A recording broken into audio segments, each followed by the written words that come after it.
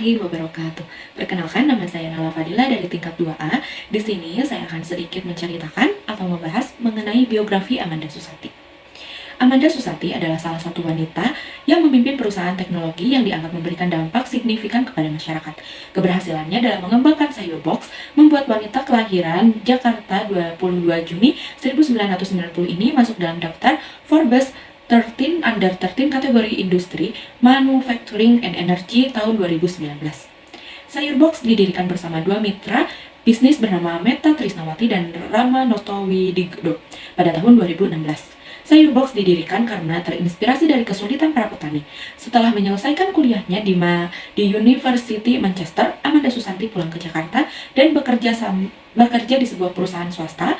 Setelah 2 tahun bekerja, Amanda Susanti memutuskan untuk berhenti bekerja dan memulai pertaniannya sendiri. Amanda mulai mengamati proses distribusi sayur mayur dari petani ke pasar.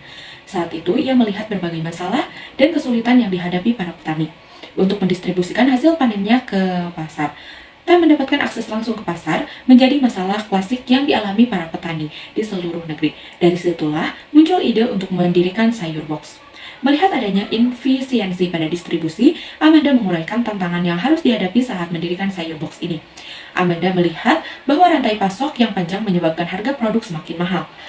Meskipun produk semakin mahal, petani tidak merasakan manfaat ekonomi secara langsung. Selain itu, kurangnya akses yang dapat membatasi petani untuk mengirim produk ke pelanggan yang tinggal di perkotaan menjadi salah satu hambatannya.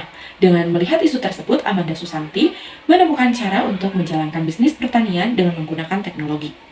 Dengan memanfaatkan teknologi, petani mendapatkan akses yang lebih mudah untuk mengirimkan produk ke masyarakat perkotaan.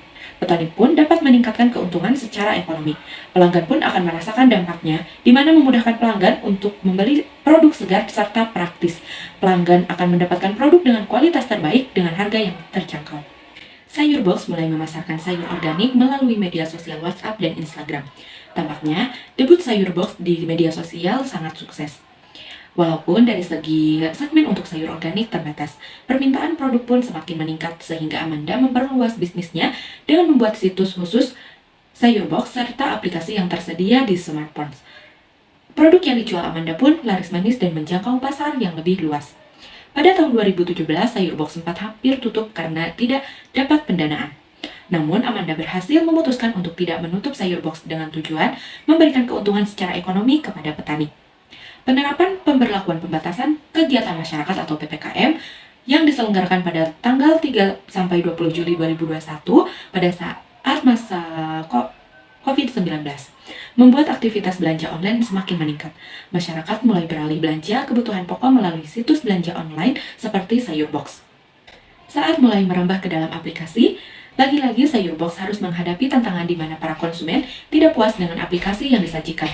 Para konsumen komplain karena aplikasi sayur box yang mengalami server down. Setelah menghadapi tantangan tentang aplikasi, sayur box mulai berkembang dengan menjual beragam produk segar seperti daging dan makanan. Sayur box semakin berkembang dengan membangun infrastruktur logistik. Kini sayur box bekerja sama dengan ratusan peternakan dan mitra petani lokal untuk melayani puluhan ribu pelanggan di sekitar Jakarta, Bogor, Depok, Tangerang, Bekasi, dan Bandung. Saat pandemi COVID-19, sayur box mengalami peningkatan konsumen.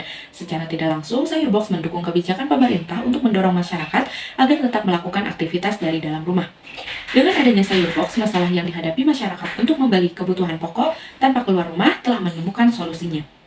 Melalui aplikasi atau situs sayur box, konsumen dapat membeli kebutuhan pokok secara online. Dari kisah Amanda Susanti, kita dapat mengambil beberapa pelajaran dalam hal peluang usaha.